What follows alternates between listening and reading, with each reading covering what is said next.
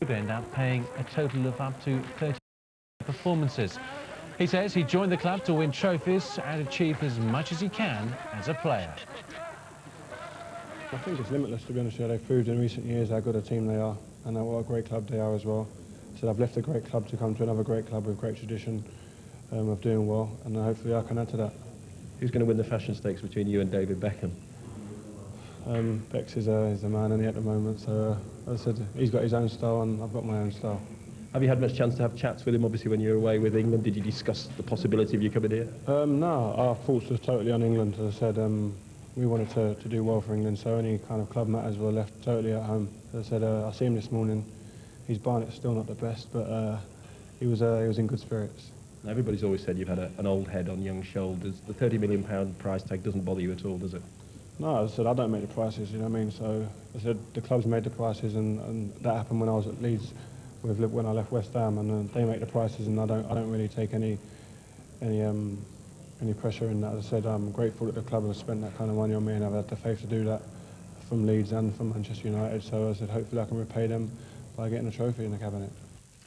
Well, so after tracking Ferdinand for 6 years, Sir Alex has finally got his man. He was the one at Bournemouth, that's when we saw him. And I phoned Mel Machin, I thought it was Mel Machin's player actually. And I says, well, I'm about to give you some money.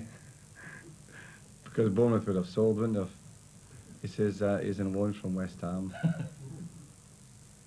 So when he went back to West Ham, we made the bid. But unfortunately, and of course Mel raved about him. I'm very friendly with Mel Machin, and he was raving about him. Well, Ferdinand's come a long way since turning pro with West Ham just 7 years ago. Even the world's most expensive defender had to start somewhere. Rio Ferdinand's career has come a long way since his early days at West Ham. Even as a schoolboy growing up in Peckham, he showed an exceptional talent for the game, and his rise through the professional ranks was swift. He made his West Ham debut at 17 and rapidly became a regular in the first team.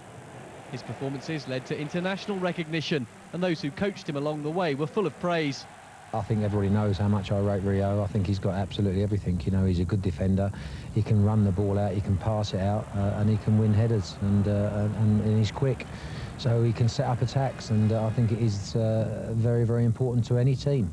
Harry Redknapp knew he had something special too, but when Leeds offered 18 million for Ferdinand in November 2000, he sold him. Even David O'Leary and his wife thought the price was a bit steep at the time. I think he'd be a great acquisition to us. And as you say, is he worth 18? I don't think any footballer, as my wife says, for kicking a silly white football around, is worth that amount of money. But after arriving at Elland Road, Ferdinand began to repay that enormous fee.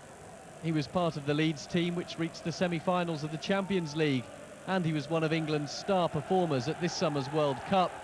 As a result, Ferdinand's stock has never been higher. Now in the season ahead, he faces the challenge of living up to the hype. Jim Cockin, Sky News. Two other big names look set to move. Blackburn